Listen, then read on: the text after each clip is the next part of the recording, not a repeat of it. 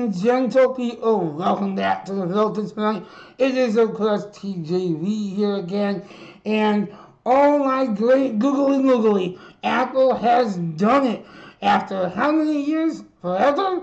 Apple has finally released a laptop that costs hundreds, not 800, but hundreds less than $1,000.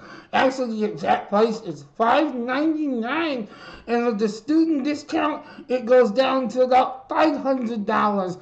So I imagine this will be a very attractive price point for a lot of college students and people like me that just don't want to pay $2,000 for as much as you might love Mac OS.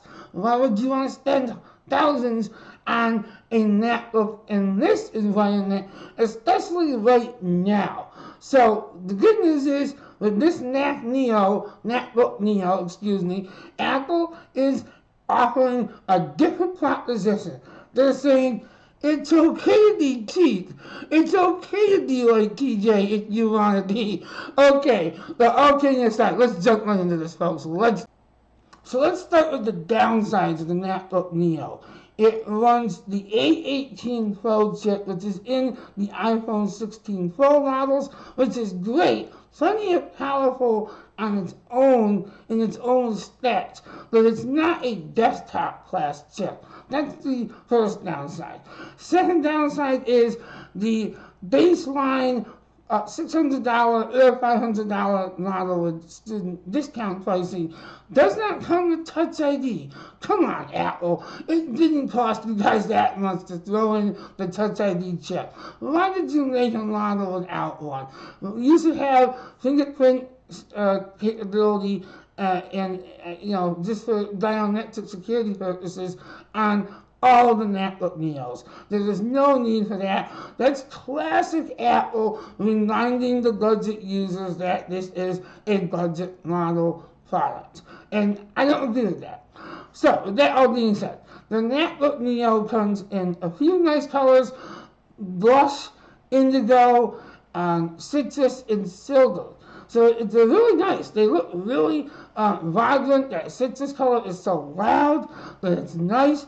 I might even go for the citrus if I ever did my Ramadan. Nah, I have absolutely no need for a MacBook Neo. I love my iPad Pro. I use it almost exclusively every day. It is my daily driver, if you will, my main device. But this is great though. So the great thing about the MacBook Neo is it's a great value proposition still. So that's the good news. Again, with the A18 Pro chip, though, it could be a little better. You're not allowed to do anything heavier on it, like video or photo editing, CAD rendering, things like that. Absolutely not. Go to the MacBook Air or the MacBook Pros.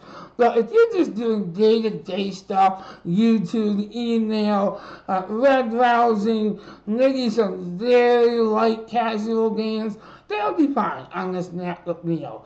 And another good thing about it is that it is made of aluminum, as you would expect from Apple. So that's a plus. You don't always see Windows-based PCs in this price range made out of solid aluminum brick like this is. Especially not Chromebooks, which if you know me personally, you know I have a great, deeply held disdain or hatred of Chromebooks. So, I mean, any day, all day, I would recommend buying this MacBook Neo over any Chromebook. But that's another story for another day. But with that all being said, it's a very decent value proposition, like I said, and it does have Apple Intelligence, which is great. It has 16 hours of battery life. It does have Apple's 13-inch liquid retina display, as they call it.